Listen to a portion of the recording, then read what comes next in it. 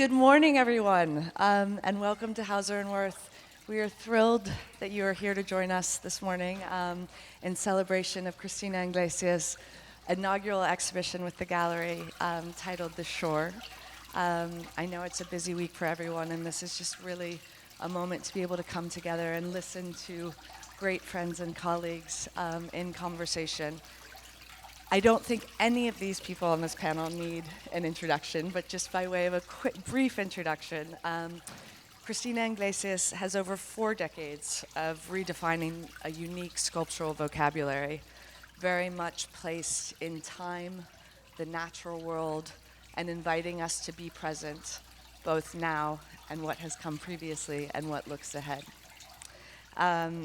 She has a long history with London, having studied here with a show at Whitechapel in 2003, Bloomberg Commission 2017-2018, and most recently a commission in the Royal Academy in 2022 in the courtyard. Longtime friend, collaborator, curator James Lingwood, who is a curator, producer, and writer based here in London, together with Michael Moritz, co-director of Art Angel, the groundbreaking agency producing over 150 projects with artists, filmmakers, composers, and writers from 1991 to 2024. And most recently has curated Cristina's beautiful show Passages at La Pedrera in Barcelona, which is on view until the 25th of January. So please, anyone that's passing through Barcelona, please do go and see that. And they're very fortunate to have Professor Jo Applin, who is the Walter H. Annenberg Professor of History of Art at the Courtauld here in London. She has published widely on modern and contemporary art. Her most recent publication, Lee Lozano, Not Working, was published by Yale University Press, and that I hope you all had the privilege of seeing her most recent exhibition, Abstract Erotic, at the Courtauld, Louise Bourgeois, Eva Hesse, and Alice Adams. So thank you all very much for being with us today, and with that, I hand over to you. Thank you. Okay, so welcome everyone. It's really lovely to see you. I have to say it's such, can you hear me? Okay, yeah. It's a real honor for me to be here in conversation. I'm slightly awestruck to be here between two people that have been so important in different ways in bringing these extraordinary works into the world. The first time I saw your work was at the Whitechapel. And I remember that exhibition. I see a lot of exhibitions, but that one has stayed with me for, ever since. It was just understanding this wholly new sculptural vocabulary that was just kind of so unfamiliar to me was something that really I found so powerful. I'd just finished my PhD at the time, thinking largely about American sculptors from the 1960s, but I'd been thinking around questions of eccentricity and abstraction, and always so interested in works, and still interested in work that somehow just doesn't fit expectations or what we think a sculpture should do, what we think an artwork should do or how it should behave. And I think that your work embodies that in really extraordinary ways. And I think to be here within this installation today is such a privilege. It's a rare privilege, more rare than you would think, to be with the artist, with their work, hearing them talk about it, which explains this full room. So this is a real treat for us all. So we're here in this show, The Shore, 3 bronze sculptures. You'll have heard the sonic aspect of this as you came in, I think, with the water flowing. And I think, in a way, these works embody, and I sort of mean embody, in many ways, so many of your motifs that you've worked with over the years, that they're a perfect introduction for those that aren't familiar with your work, but certainly a way of rethinking some of those motifs, some of that conceptual and sort of the physical logic of your works, which we see through the labyrinths, the maze, the interest in nature, all of these themes that we can ramble over in the next 40 minutes or so. But perhaps we could begin with you simply telling us what these works are, how they came to be. I think that would be lovely. Would you do that? Yes, hello to everybody. My voice is a bit damaged after these days. Well, these are single pieces, but I'm very happy that I could have this opportunity to place them together in this room and creating a certain idea of a shore based on the fact that, well, I call them literals because they are fictional, but they are based on reality. They are based on imprints of rocks, some that form that limits of the oceans, but also the others interior that I create that are heated and eroded by salt and sun and the weather. So they are related actually to a main piece that is a permanent piece in San Sebastian, my home country, in the Basque country, that is called Ondalea. That Ondalea means the depth of the sea abyss, and so is to think about what is under what we see. And this is something that I've been working a lot, and also about the relations between them, that everything is related, and these interiors are interiors of, that seem the interior, of course, of a rock, but also they are sensual and could be the interior of a body. And all these relations between meanings are within them. So this idea of them being a fiction I find fascinating. That's right. Because so the imprint, you've taken an actual imprint from the rocks, and you've then had them cast in parts. Parts. And then they're put together, just to go through the engineering of these works. Yes. And so the fiction is the fact that they've been removed from their original site. Or that not only that, yes, and also that the form is modulated with different textures, so and welded together. There is no mold as such of any of the pieces, so each of them is an invention, let's say, and is a well, that's the idea also in Ondalea, that it holds the memory of the real. You have taken that boat, you have seen the coasts, you have seen the coast heated by the weather, but when you enter into the lighthouse, well, I'm talking about this piece that is in San Sebastian, that I love, that one day you can come and it's a permanent piece. And there is a fictional action inside an experience that creates new memory. In the same way, these pieces, well, they're related also to other pieces that work with landscape, but it's this idea that is a new landscape, but is somehow attached to the memories we have of every landscape. And very much not site-specific in the way that the lighthouse, for example, and yes, other works are. James, would you talk a bit about how some of these themes run through the show that it's just opened last week, I think, of the show you've curated? Well, thank you. so much to say, but I mean, connecting these three sculptures, you know, if they foreground one of a kind of strong current within Cristina's work, which is the engagement with geology. And actually, when you talked, Jo, about your experience of the exhibition at the Whitechapel, some of you remember that the most striking sculpture in the first room was a suspended tilted ceiling, which at first glance looked like a large, minimal chunk. You know, yeah, it's like a big Robert Morris suspended from the ceiling. It resembled a kind of heavy, minimal sculpture.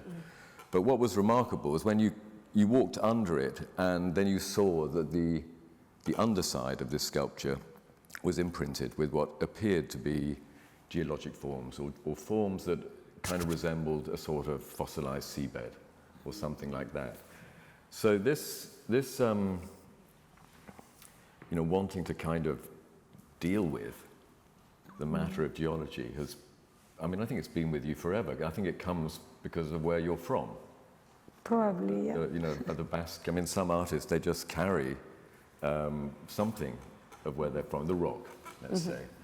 And, you know, so within the show in Barcelona, it's not chronological, you weave in and out, and at a certain times the sort of geology becomes more foregrounded. These sculptures are an extraordinary development. There's one smaller sculpture of this kind in that show, but these are more elaborate, and I think they really exemplify something about Cristina, which is, they remind me of the writer and marine biologist Rachel Carson.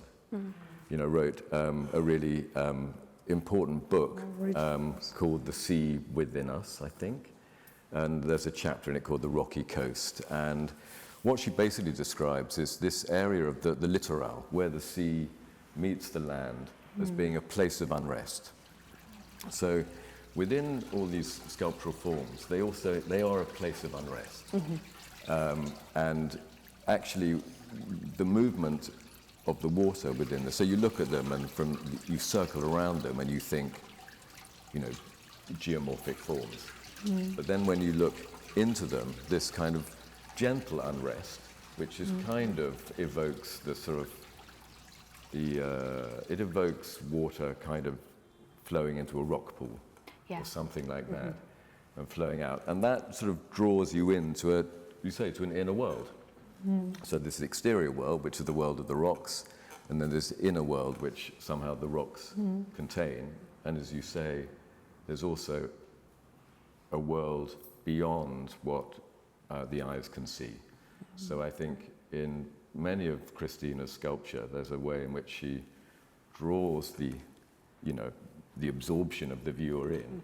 But there's a certain point where seeing can only do so much, and the imagination has to take over. And you call that gentle unrest, but I think that also they can be quite unsettling. Like, I think that idea of rock pools, but also there's something quite visceral and bodily, like they've been kind of wrenched from someone inside, or something the body has been turned inside out. There can be, you know, that there is that gentle unrest, but there's also, I guess, like a rocky coastline, right? It can be calm and it can be kind of wild and intense, and you get that sense with these too. Like there is something, gentle unrest that can tip quite quickly into a disquiet. I think the same with the passages in the labyrinths and the low ceiling, like this sense of, I don't know, unease that the works produce. Is that something you think about? Well, I think they are very psychologically charged, and especially as the people that cross them. That's why also every day are different, no? I mean, the perception you may have of that passing through, that in between, can change every day, every moment. And but it's true that they they work with again a fictional vegetation or mineral world that you recognize somehow, but also drives you as a portal to another world.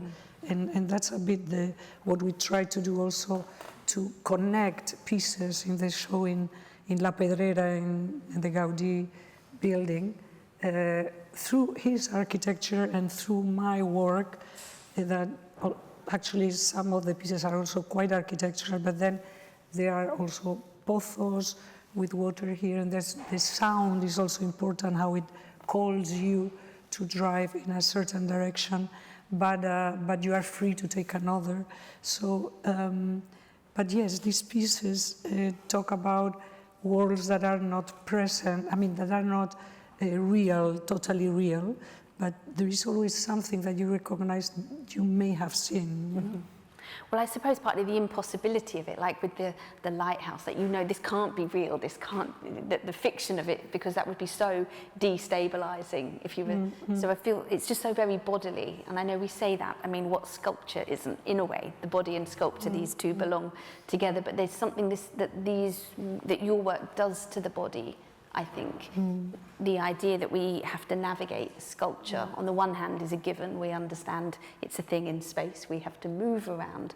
But yours, like James said, draw us in this very psychologically charged way, and there's something about the time it takes to experience them. Did you think about, I mean, is that fair, that there's a question of time involved in these?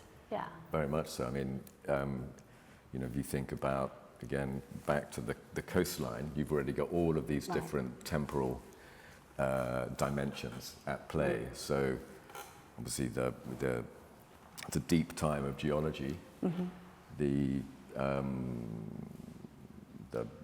tidal-ectic time, the time of the tides coming and going, twice a day, the time of light, and then, as you like, human time. So you have the human time, which is your time when you're on the coast or with these sculptures. So you've got these, I mean, a bit like geology itself, you've got these various layers of time, which these sculptures somehow incorporate.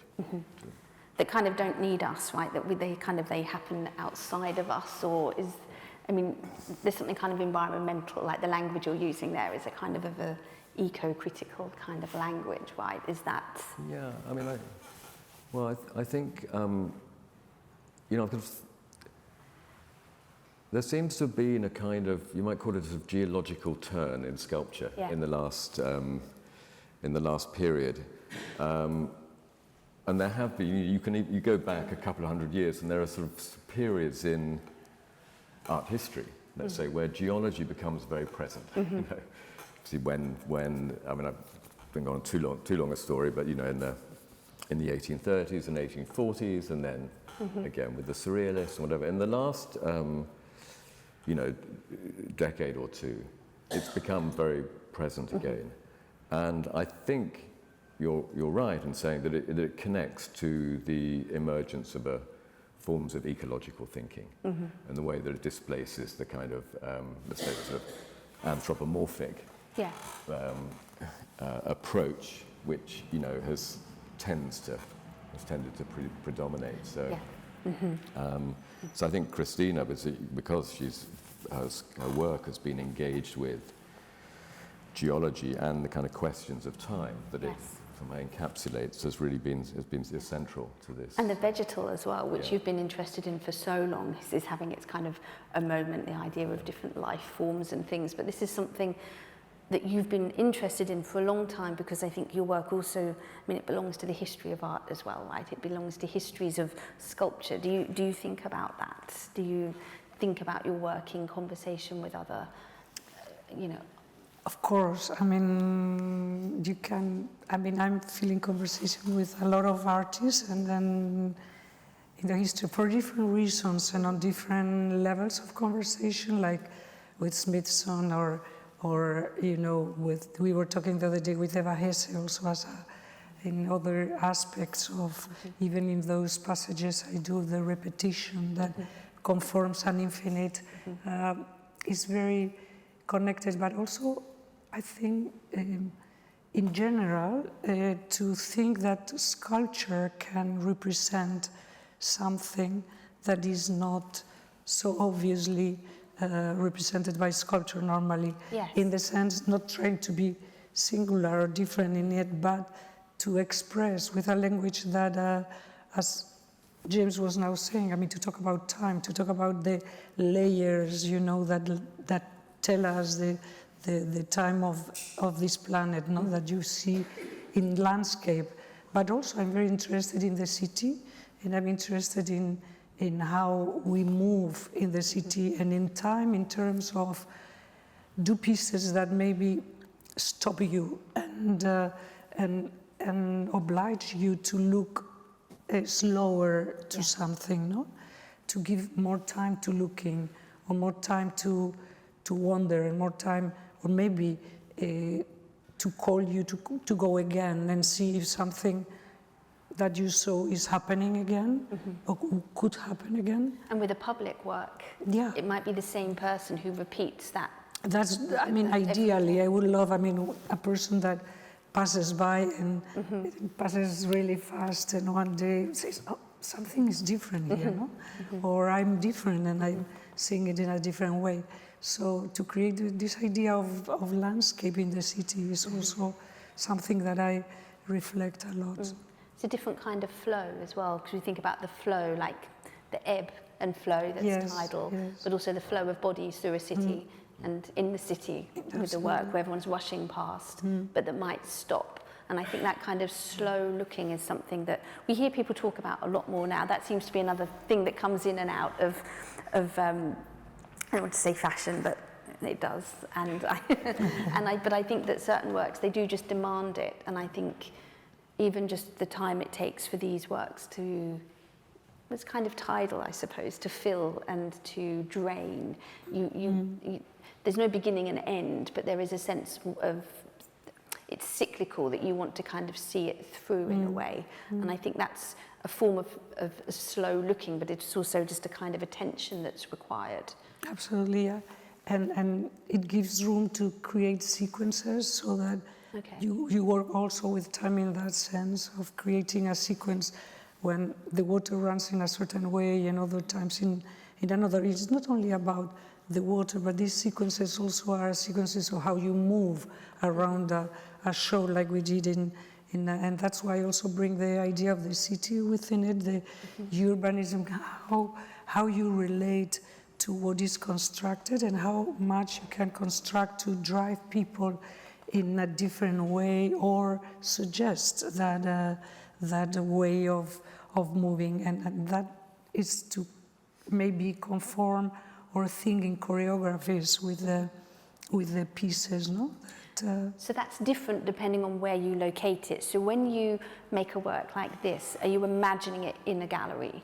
Do you imagine, because it's distinct from the site-specific works, yes. which would be interesting to hear how you find those spaces, which is kind of interesting in terms of your work with Art Angel. Like, what's the process you go through to like decide on a location? But that's very different to making works for a gallery. Do you think of them in different terms? Yeah, it is true, but at the same time, I think it's the same way, because I think for two reasons. One, these pieces could be in a corner in that corner in the city, or could be in a garden, or could be in another room. But also when I think the other way around, when I think in more site-specific pieces, like the piece in Bloomberg here, or I did a piece in a park in New York, not far away, landscape and memory, and recall, like the Bloomberg, a river that once was existing and running under what we have constructed on top, no? And to make us conscious of that probably still existing river underneath. I'm talking about that one in that specific moment, but is universal. And that's what I wanted to say, that all these issues, maybe these are imprints of the Basque coast, but it's universal. You know, the coasts hold the oceans all over the world, even maybe in another planet. That's why they have that subtitle of being a lunar yes, meteorite, like the meteorites, because of the metallic side of it, and also because it could be, it could happen. No? So that's, so imagine, that's not size specific. But no, indeed, and these can kind of be mobile. But what about that research of finding a location? What does... Well, that's... I mean, I think it's often a bit of a misunderstanding that, you know, commissioning site-specific work, you know, often involves somebody pointing at a place and saying, would you do something here? Right. You know, it's not, it shouldn't really be like that. It's, I think what generally happens is that you begin with the idea of a place. So actually talking with Cristina about a project that she made in Toledo called Tres Aguas, we began with the idea of a place where water could meet landscape, a river, architecture, so ever. And then over a couple of years, you kind of circle around until the specific place comes into mind one way or another. In this case, because Cristina had been there and said, I think I found the place. And then you start to move from the idea to the more specific, and then do a lot of work about the dynamics of the encounter. You know, everything to do with the journey, the approach, the way that you see, you hear, you feel the sculpture. And I wanted just to say something talking about the sculptures that Christina's made in the city, and this idea of slowing or slow looking. I think one of the crucial elements in this is the act of looking down. Yes. So I don't think in a city generally you look down very much. You look around. You sort of you're kind of scanning, really, for all sorts of reasons. And just the very act of looking down, I think, creates a different tempo, if you like. Yeah. And the second thing to say about these sculptures, like the one in the City of London, or in part of the Tres Aguas in Toledo, is this sense that they're uncovering something. So that you have this city, which is this hugely complex cultural structure built over centuries or millennia. But this act of uncovering a hidden stream or something coursing underneath, you know, of course there's a psychological dimension with uncovering, but there's also simply a matter of saying that there's something not as stable about the city and the way that we inhabit the, you know, cultures and civilizations that we might like to think. So that sort of uncovering and revealing something running beneath, like in this case, water. And you mentioned the body. It's a little bit also like, you know, if you're cutting open the body, you know, you're revealing something underneath the skin of the body. It's a very strange topography that we kind of think we know, but it's unfamiliar, and it is destabilizing, isn't it, to look down and see not just kind of pipes or something, but actually to see the roots and I think it's two things. I think it's enchanting too. Yeah, I mean, I think it does sort of draw you into a world which, you know, evokes sort of kind of quite wonderful spaces. But yes, you could say it's a dark enchantment rather than a lighter one. Yeah, it feels like it's leading somewhere, and you know you can't go there. You know that it can't. It's a fiction, but it's the imaginative faculties that it kind of provokes. They are quite extraordinary. I think they do stop you in your tracks once you notice it. So it's not necessarily the viewer's decision to stop. I think once you have clocked it by looking down, it arrests you. And I think maybe that's in contrast to the passages and the labyrinths and the maze and your other kind of, you know, you work in different kind of modes. And I think the one of these sort of using shadow and light to produce, I guess, corridors. What would we, I mean, that kind of invite or coerce us to follow them through. It's not too coercive. No, an invitation. It invites you. Yeah. But one of the corridors, which are made by up from abstracted passages from pieces of fiction, which are important to Cristina, but the walls and the ceilings of these corridors, they're porous. Yeah. You know, they're not sort of corridors like in houses. And that sort of porosity is something that also you see it run through into these works. Yes. So, for example, in the corridors, you know, you have the shadows formed by the letters. Basically, you can look at and you can see through. Yes. And you have something similar going on here with these geomorphic forms that actually they also create a kind of a version of a kind of eroded. It's an eroded screen. So, you know, at one point, you know, it might have been sheer, but actually through the action of time, water, weather, and whatever, you get a screen, as it were, which you can see through.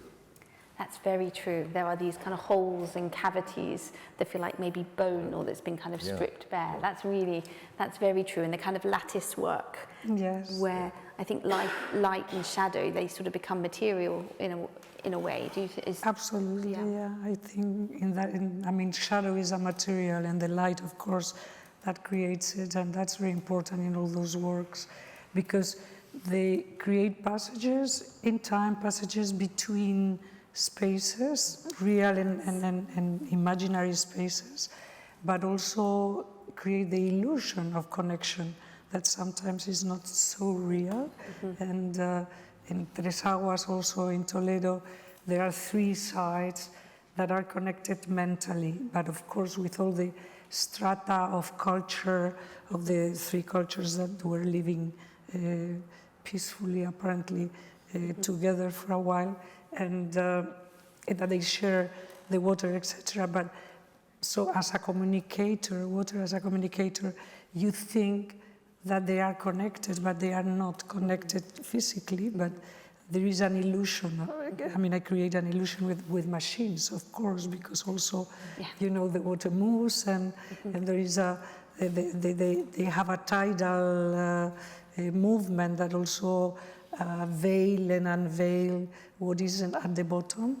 And in the same way with light, with the corridors with light, I mean, this veiling and unveiling the people passing by, or the notion of this connection or direction, no, that one can have following the path of the shadows. In that case. So those passages of connection can be physical and literal, or psychological or conscious, but it's so interesting, because I was thinking of a passage taking you from A to B, but it is also an in-between space, Yes. which this kind of a liminal space, you're not quite sure which side of it you are, which these works encapsulate completely, whether they're inside or outside, or where they quite belong. And it's also, I suppose, a passage between what lies beneath and I don't know, the land that we walk on in some ways. So that's really fascinating. And also, for me, this idea of them being a kind of engineered nature. I mean, the question of nature feels, on the face of it, quite an odd word to use when you walk into this room and you see these 3 large gleaming bronze sculptures, yet it's so of the natural world, or somehow sits to the side of it. And I wondered, I mean, and you talk about the landscape, but there is something so fictional about the kind of natural world that we're seeing here that is, I think, is quite magical in some way, or dark enchantment. I like that very much. Yeah, I think it's the idea that you have a memory of the that we were saying before, of the landscape and of the natural work. But I believe that when you look carefully, because also there is, of course, that dichotomy between looking afar and see a mass there that resembles a rock, then go closer. You can even see it or touch it or look carefully in the close vision.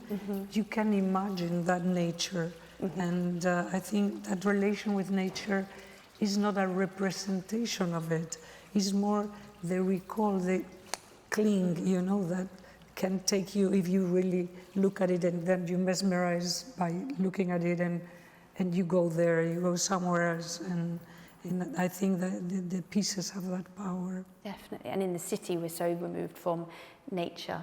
I mean, we have our wonderful parks, but really we're so kind of separated from it that a memory of it can be quite disquieting to suddenly experience. And I think the ideas of strata and geological time that you talked about, they're sort of deeply unsettling, actually, for us to think about, you know. And I think that a lot of the, you know, the kind of eco-critical writing has thought about this, right? That if you don't just imagine that we are in a, you know, that man stands at the centre of things, and you imagine a world in which other times and other strata are happening, I think is both deeply natural, but also can feel quite unnatural. The idea of strata, and Freud always used that metaphor, didn't he, of the unconscious as a kind of an archaeological dig with different strata that get revealed. And I think that you don't need to know that to feel that when you're with these works? I mean, we talk about, there's something very implacable about these sculptures in a way. They are beyond, human. Like, Yeah. and the same with the forms of vegetation that Yes. that Cristina works with in some of the other passages. And essentially, this nature is it's excessive, it's indifferent to human beings. It's got its own patterns of growth, which are kind of uncontrolled, and the sort of fantasy that we might really be able to control them. Yeah. So there's almost like a hubris about. Absolutely. About how we might, or let's say there's something humbling about engaging with these kinds of sculptures as there is in geology itself. Yeah, absolutely. And do you, with the vegetal works, how do you research these? I mean, they aren't all imprints. They do have sometimes imprints of things that maybe you recognize. It can be a piece of, of a vegetal, whatever, of things you use, you eat. But also, I modulate things, so it's always a certain perversion of nature, and I have to. I do originals that are big, working with clay and wax that are totally invented by also using some elements that exist, that are real, and then constructing a unit that could be infinite by repetition, that has no beginning or end, and therefore they will construct a space that I want that could have different forms. They could colonize the whole space. They colonize, because there is also with the entwined pieces that I do is about growth. Yes. And the idea of growth, of an organism that is growing and is quite abstract, is very abstract, but it has just moments that you recognize parts of a vegetation or something, part of an animal, something that you think, well, this, I don't know what it is, but it's growing. I mean, and it's humid. Maybe it's the humidity that is making, like coming from the bottom of the room and going up. And they have a part that is quite, but then they have like secretions that I work with casted pieces of glass, or that I cast it on top of them, or pieces of resin, and it's like amber, like water crystallized, like in Ballard, that is part of the text that I've used sometimes. One of the so all this is connected because of this idea of growth that exists everywhere. I mean, one interesting aspect to the surfaces of these sculptures is that when you look closely at them, actually they do reveal the way that they've been made. So the vegetation paste, they do not simulate branches or growths. You can tell they're cast because Cristina has left some of the overflow of the casting with sculptures that the surfaces resemble sort of fossilized growths in a cave. You can see Cristina's, the hands actually have been working the surfaces, so they're sort of simulating other kinds of, simulating the action of time, if you like, but it's actually Cristina's time. And if you look closely, I mean, it's not necessarily something one would write about too much, but you see Cristina's love of the Romanesco vegetable. So sort of vegetables which somehow have these extraordinary sort of forms which look looks prehistoric, but actually are being cast from sourced in the local market, and mushrooms and other growths. So there is this kind of play with, or at least there's no real attempt to obscure how they've been made or what the elements are. And I think that kind of give and take No, is absolutely. really important. Yeah, absolutely. Yeah, when you said at the beginning, remembering when I did the show at the Whitechapel and this hanging ceiling that actually is tilted ceiling. Yeah. So it's a bit tilted, it gives you a certain uncomfortness being under it. But when you look up, you describe it as a underwater scene, no? But it's full of mushrooms, by the way. I think that is something for me that just is so sort of significant and interesting and different about your work, is that it is so material, it's unsettling, it's entirely absorbing, like of the body.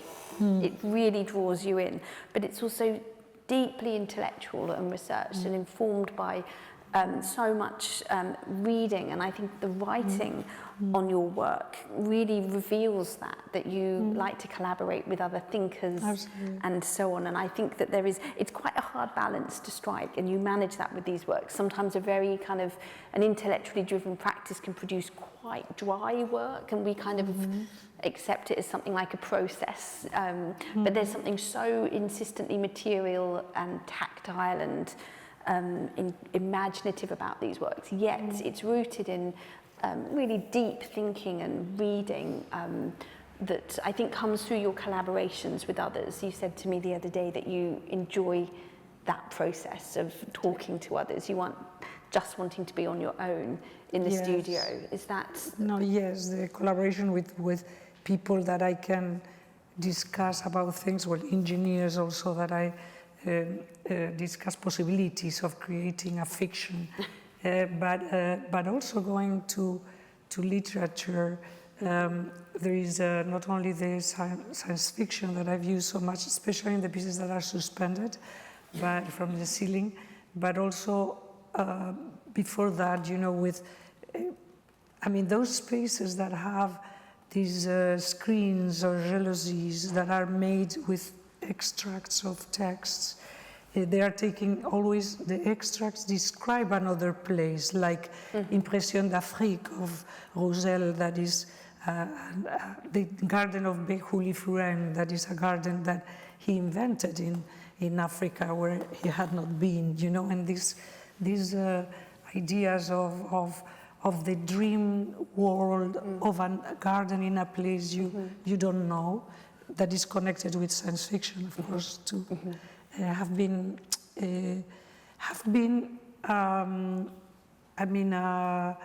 something that was gave me ideas, you know, for doing things, but also has been the actual structure, in many cases, physical structure of a sculpture. So I like this idea that the narrative can construct the sculpture. And of course, with the science fiction, there's a really wonderful tradition of feminist writers, you know, science fiction writers, but also you drawing on science fiction because this idea of another world can be filled with hope or possibility, or we need to leave this one behind, or for whatever reasons, that this idea that there might be another place has been hugely important, and I think that feels another kind of thread or current that runs through these works as well. It's true. We might, okay, it's 10:02. We thought we would open the floor for any comments or questions that you might have for Cristina. Yeah, or there's a microphone, I think, if you could just wait for that. Thank you. Thank you very much. It's been a fascinating morning. I really enjoyed it. I do sort of lecture as well in photography to start. And one of the sort of things I come across is the barriers we're increasingly facing between society's understanding of nature and its separation from nature. Do you think your work can move forward and help embrace and engage people to accept nature as an important environmental aspect of our lives? Well, I think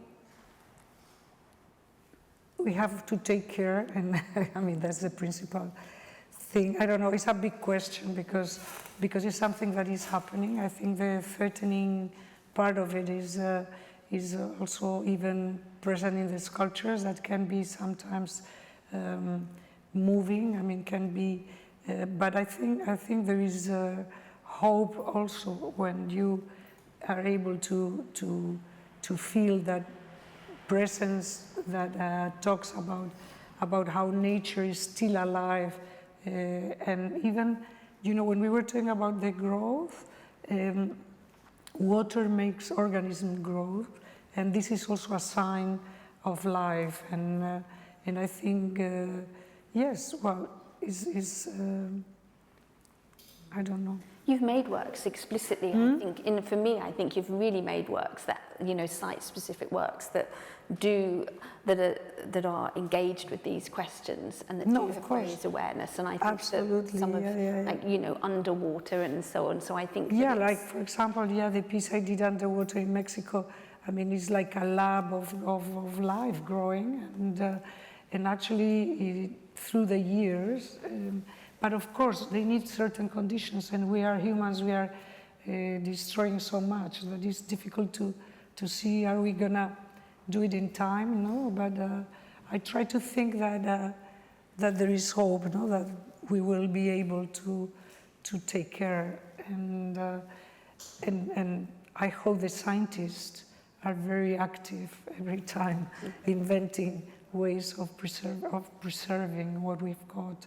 But it is a great responsibility to talk, and also to add, you know, to create landscape is very, very, is a great responsibility, you know, it's very serious, and we have to be aware of that, yeah. Thank you. Anyone else? There's someone at the back.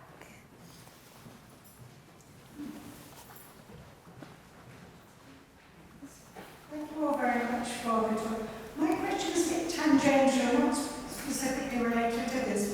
I was just curious to know, being from San Sebastian, if you knew personally Eduardo Chillida, who's sculptor, no longer with us, from San Sebastian, and whether, I don't know whether his work influenced you, but whether you drew inspiration from his work.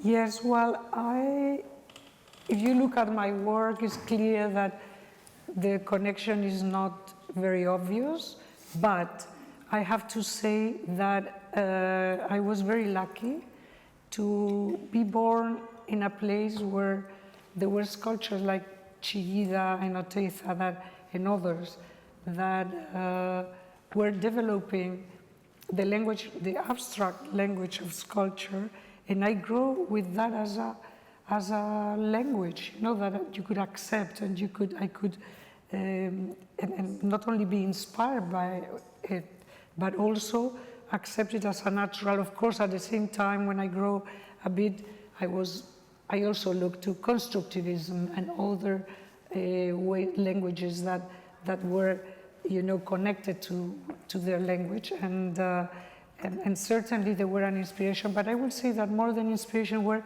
make me feel that it was natural to use an abstract language. Right. There's someone here. Thanks.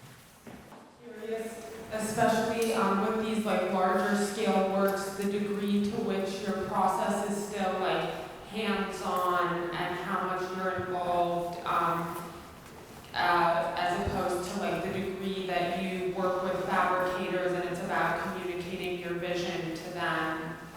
Does that make sense? Well, I do work, I have a team, a close team that works with me, with two of them are architects, there's an engineer, there are other people. We have the studio, that is the main studio, and then what I call satellites, that are a couple of 3 foundries, and also workshops that sometimes are in-house, and other times they develop certain projects that are bigger in another place. But I'm always very close to the making, and I start, of course, with drawings and models to think. I never have a model to be copied, to be done in big, you know, the same. These pieces, there is no mold of them. There are molds only of textures, of imprints. The same as we were describing with the passages that are made with inventions of vegetation or mineral inventions, like one of the new pieces we did for the show in Barcelona.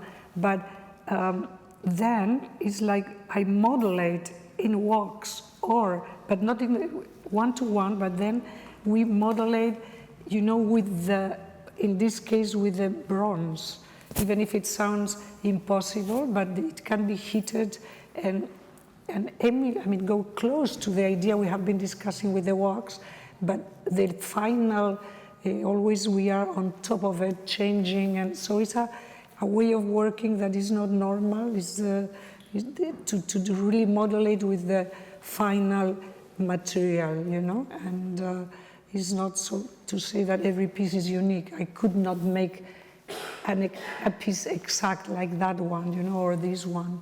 It can be something close to it, of course. I'm doing a series of them, like inner landscape, also that it talks about that we didn't talking about geology, the crust of the planet, no, the lithosphere, and there the Flèche, that is a rock formation along the coast in the Basque Country, was part of what I was referring to, but I didn't make a mold of it. I mean, I was with other rocks doing something that recalls that, you know. But it's to answer to you, I work directly on the pieces. It's not a little model that is blown up. I can attest to having seen Cristina working in a foundry. It's a very hands-on process, and the complexity of the forms that you see, for example, at the heart of this sculpture, are really a result of working, you know, form making in the foundry before the forms are actually cast. Then another kind of collaboration takes over. So they wouldn't have this complexity of form if they'd been, you know, designed by computer. You know. Yeah, it is a sort of collage that is welded together, you know. So there is a lot of certain idea of composition, like in painting, you know, that you have different elements and you compose the form. And what I like is that at the end, the form contains everything, contains the form itself, and the pothos, no, is the form also inside, and also the container of the water, the machinery that it needs for the time, for the movement, etc. Everything is in there, so it's a construction. Unless anyone has one, we might make this our last one. Thank you. I was thinking about these pieces and thinking that formally they evoke very much the elemental coast of the Basque Country, and which after all borders an ocean, so it's not the calm Mediterranean, it's an incredibly physical coastline. Yeah. But I was also thinking about how you work with water and with sound and with the engineering of that, and how that might relate to another tradition in Spain from a completely different locations, perhaps, which are the great gardens of Spain, such as the Alhambra. You mentioned your hanging screen pieces, which have sometimes been related to Moorish lattice screens, and I wondered if you could talk a little bit about the relation of these works with those sorts of traditions in Spain, and the way that water is very much engineered in those gardens, and yet they bring a great tranquility as well. Yes, no, you're right, but I mean, yeah, history and those traditions that have always a reason to be, like a jealousy has the reason to, in different ways, in one way to work with light, with excess of light, and to dim that, but also with being able to hide yourself or not be seen, especially for a woman in the Arabic tradition, and I mean, it's very imbued in the Spanish one. And but the sound of water in the Alhambra, of course, I've learned from everything, you know. There is nothing that I invented, just, yeah, the final appearance of things. But of course, they drink from all those waters and from all those fountains that to hear, I mean, the sound in architecture is something that is very inspirational in my work, used in my own way. But of course, there is a reflection of that powerful effect, and to use it as a material in the sculpture. Let's say my slide, and yeah, I don't have voice. Sorry. Say thank you and to invite you back to listen and learn.